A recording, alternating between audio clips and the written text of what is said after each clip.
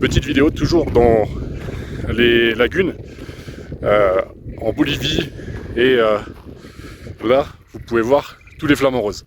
Petite vidéo pour te parler pendant ce voyage de mes problèmes en Airbnb, des tentatives de squat entre guillemets ou de mes frayeurs. Alors une fois j'ai eu dans un grand appartement avec terrasse des personnes qui sont venues travailler, je crois que c'était d'origine indienne. Beaucoup de personnes qui sont venues travailler dans une entreprise et quand tu as une location Airbnb, parfois c'est des locations qui vont durer un mois et les gens ils bossent pour plusieurs mois dans l'appartement, donc ils vont te les louer un mois, ils vont prolonger, etc. Mais j'avais eu des personnes où au final pas mal de voisins s'étaient plaints comme quoi les poubelles étaient mises n'importe où. Pas mal de voisins m'avaient fait ces remarques. Mon locataire du dessous, qui est un ami, m'avait également fait cette remarque. Et c'était des appartements avec beaucoup de chambres. J'ai des appartements avec beaucoup de chambres. Ça se loue très bien en Airbnb. Parce que tu as beaucoup de gens qui viennent dedans. Tu as beaucoup de travailleurs qui vont prendre des appartements avec plein de chambres et avec des grands lits. Et au moins, ils peuvent être nombreux dans le même appart. Ça leur fait un coût par personne très, très faible. Et pendant cette location, à la fin, le jour de finale,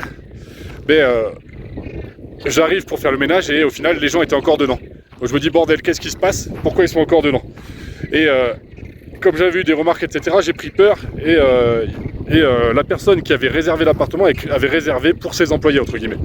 C'est le gars qui faisait bosser les gars qui avait réservé. Et les personnes ne parlaient pas du tout français, donc c'était compliqué de communiquer avec eux et j'ai cru qu'ils allaient me squatter le bien. J'ai eu peur. Donc je me suis dit oula, ils vont me squatter, donc que faire? Et au final, ils m'avaient demandé pour prolonger. Ces gens-là, ces personnes d'origine indienne m'avaient demandé pour prolonger. J'ai eu peur et je leur ai dit non, vous m'avez pas rendu le bien. Il y a eu des voisins qui se sont plaints, donc je leur ai dit vous trouverez un autre bien, mais moi je veux plus vous le louer. Je veux pas prolonger. Mais ça, c'est parce que j'ai eu peur. Mais pour avoir maintenant des personnes qui bossent, des personnes qui travaillent dans différentes entreprises régulièrement, eh bien, tu as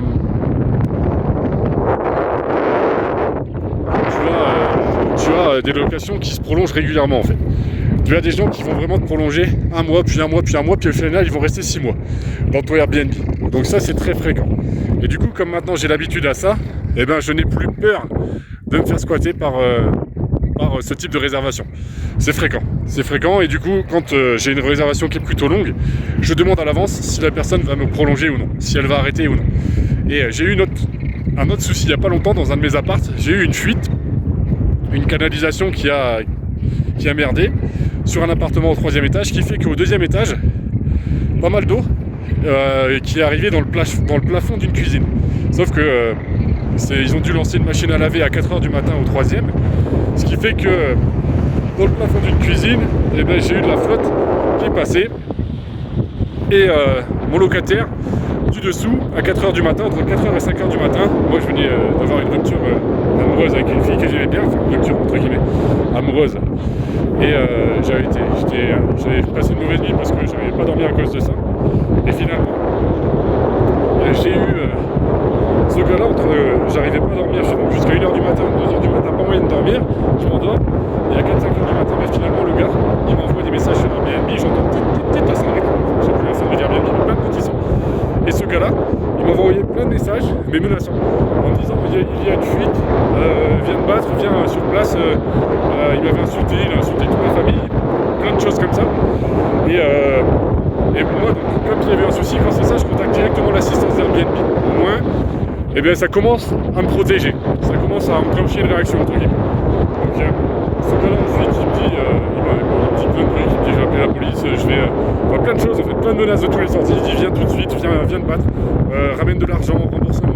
Je lui dis d'accord, je te rembourse à partir de demain et tu pars de logement, au moins tu peux réserver autre chose.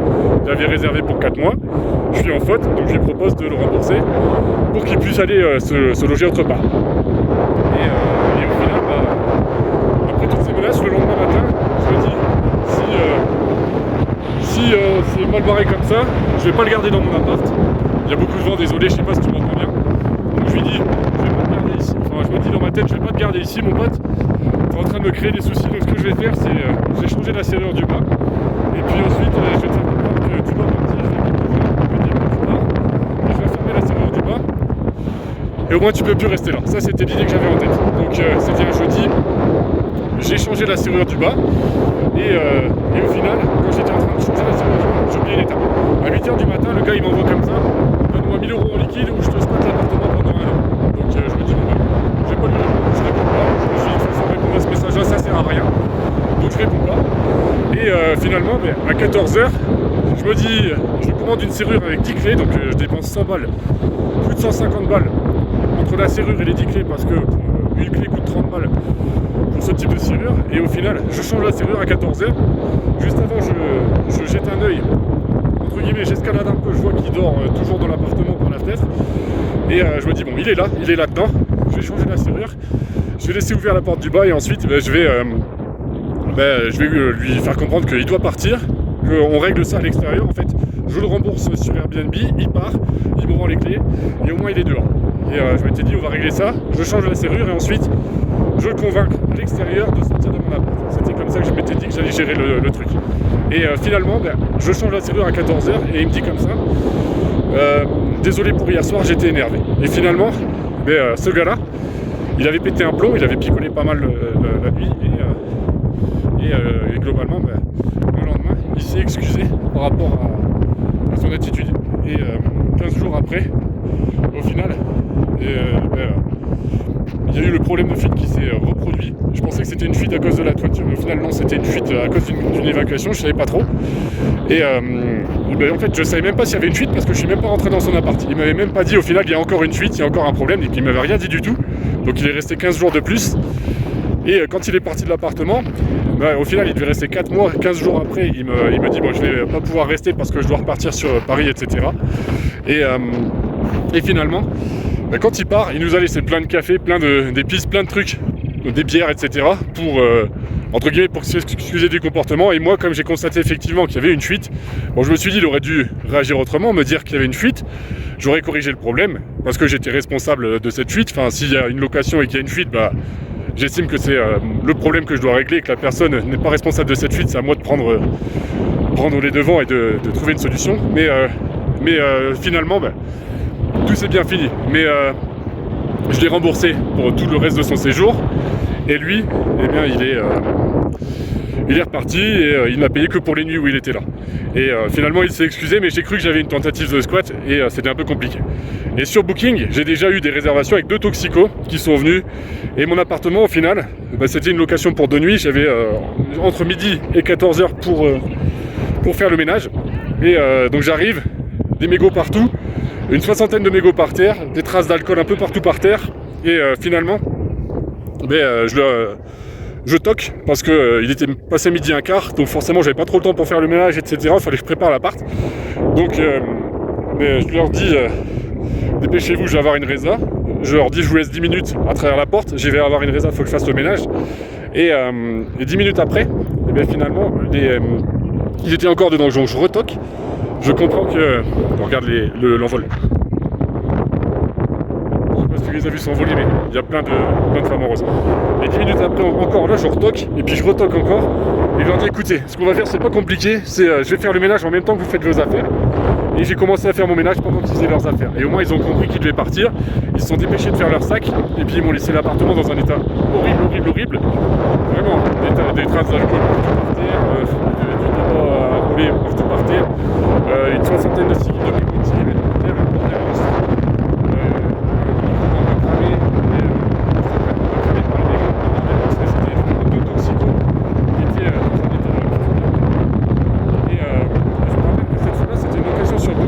Avec un prix à la nuit vraiment élevé. J'avais une location au Booking avec un prix à la nuit assez intéressant, 80 € la nuit, pour mes petits studios de 18 mètres carrés en plein été. J'étais content parce que c'était une de mes locations les plus chères, mais par contre, quand je suis arrivé sur place, c'était un peu le bordel avec ça, mais ça s'est bien fini également. Donc globalement, je t'ai parlé un peu des problèmes que j'ai eu en courte durée. Et en dessous, tu peux regarder, j'ai différentes formations, faire l'électricité soi-même. Moi, j'ai ma propre boîte de rénovation avec un salarié qui rénove en grande partie mes biens. Je bosse aussi avec des auto-entrepreneurs, essentiellement pour le placo. Parfois, je bosse avec des entreprises d'Enedis quand je fais mes divisions électriques pour mes postes de compteurs. Je bosse aussi avec Veolia qui me pose des compteurs d'eau quand je fais des divisions d'eau. Donc, en dessous, tu peux regarder, j'ai des formations pour l'électricité soi-même, formations sur plein de sujets. Et pour comprendre le prix du marché, pour faire des bonnes affaires. Et mon guide pour bien acheter, éviter les grosses erreurs également en dessous. Et maintenant je fais surtout des locations Airbnb mais plus longues, pas à la nuit parce que c'est trop de taf, pas pour 2 nuits, mais plus à la semaine ou au mois. Et voilà, tout simplement. N'hésite pas à me demander quel type de vidéo tu veux et prends soin de toi.